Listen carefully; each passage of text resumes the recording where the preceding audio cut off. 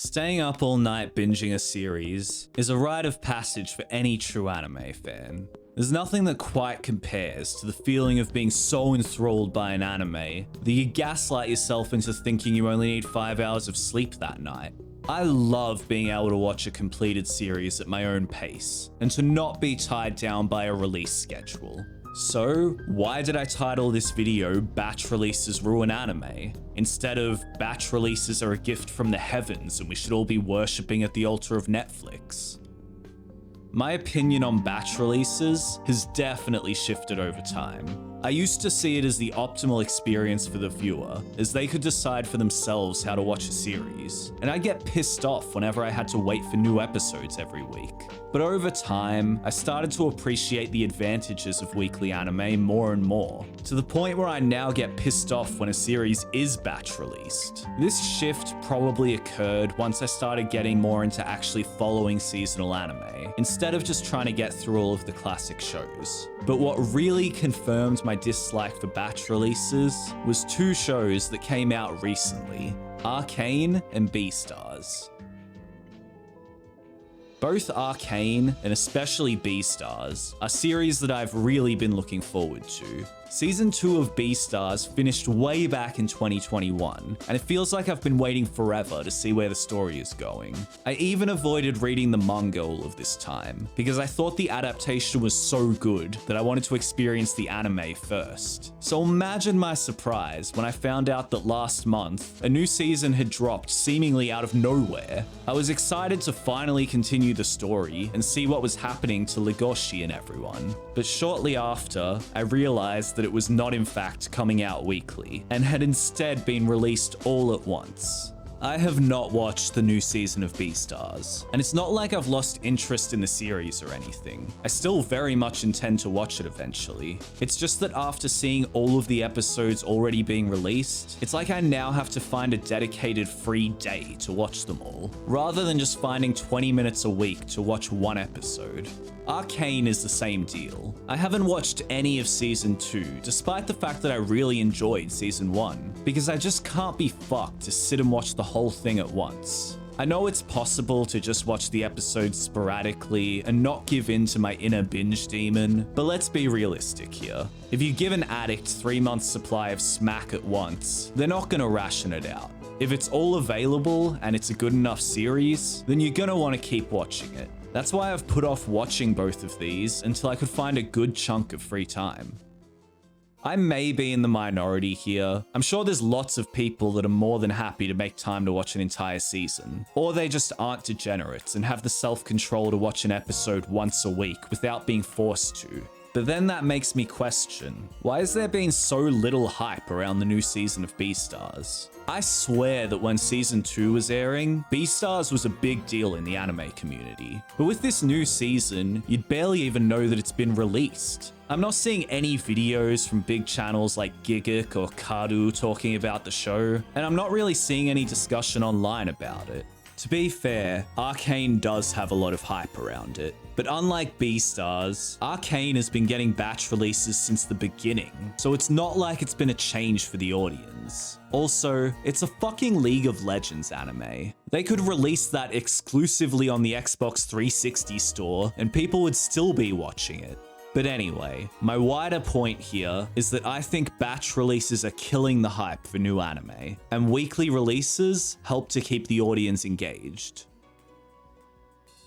Weekly discussion threads after an episode are a time-honored tradition in the anime community. This is when all of the world's leading minds flock to Reddit or the MyAnimeList forums to give their brilliant insight into what they've just viewed. Now, I'm taking the piss here, but discussion threads after an episode are actually one of my favorite things about watching a new anime. I love to see what everyone is thinking about an anime, pointing out some hype moments from the episode, and theorizing what might happen next, at least until the manga readers join the discussion and start spoiling things. Yes, I know, you're a very intelligent and special little guy. Now go back to your Mensa meeting and let us lowly anime casuals talk about the episode in peace. Anyway, my point is that weekly discussion is a massive deal when it comes to building hype around a series. When a season is a few episodes in and really starting to pop off, all of the discussion about it encourages other people to start watching the show.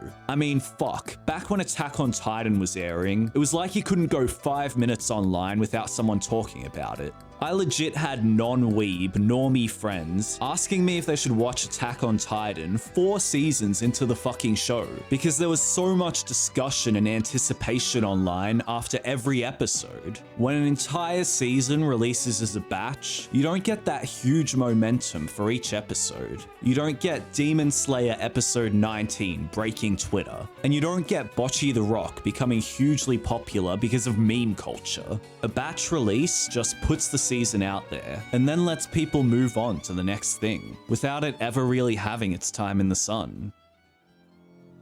There is an anime that came out last season called Yakuza Fiancé, and I swear to God, this show is fucking garbage, but in a good way. What I mean is that it's a really trashy, girl is into dangerous guy type rom-com that really doesn't do anything new. The reason I'm bringing up this show is that if I discovered this anime and it was already 5 years old, then there is a straight up -% chance that I ever watch this. There is no way that I see a show like this and think that I'm gonna sit through all 12 episodes of it. But since I happened to discover it when it only had 1 episode out, I decided I had 20 minutes to spare and I watched it. And I then watched that anime every week for the next 3 months.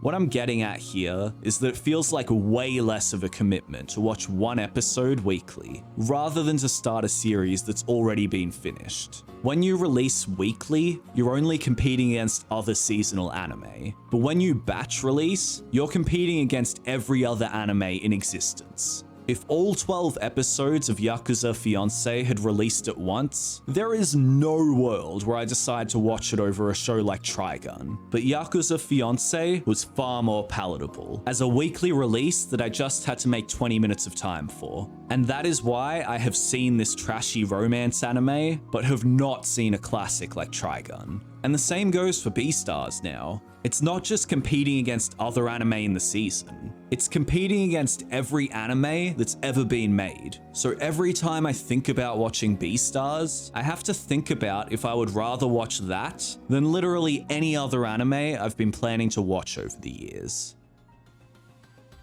The last thing I want to talk about is JoJo Part 6. Now, I may have said some mean things about batch releases earlier, but that really comes down to a preference thing at the end of the day. I would have preferred to watch Beastars and Arcane weekly, and I think that weekly releases are better for keeping a series relevant in the cultural zeitgeist. But I know that some people prefer to have the series released all at once. I mean, I was one of them a few years ago.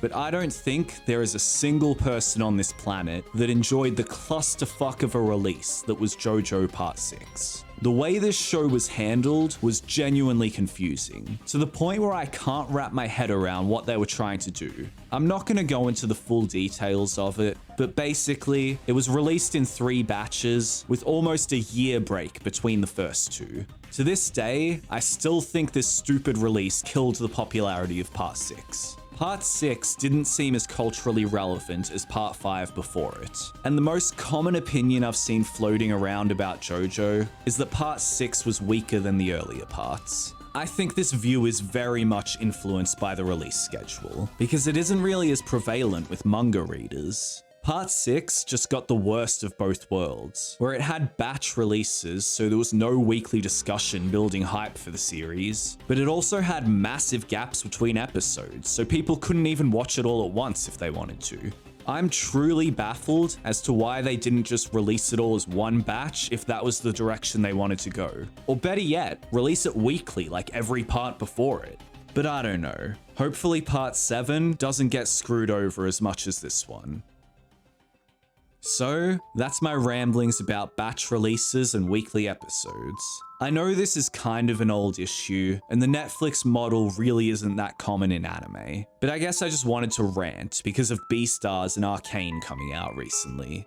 Another interesting point is that when Frieren came out, they released the first 4 episodes at once, and then moved to a weekly schedule after that. I think this was a good compromise where you have that binge aspect for the start of the series, but then allow the series to keep building momentum with weekly episodes. This might work better for slower paced shows specifically, as they sometimes need those extra couple of episodes to get the viewer hooked, but still, it'll be interesting to see if this freerun style release starts to become more common in anime. I'd probably still prefer normal weekly releases, but I guess I'll settle for anything that isn't that Stone Ocean disaster. Thanks for watching, subscribe for more weeb shit.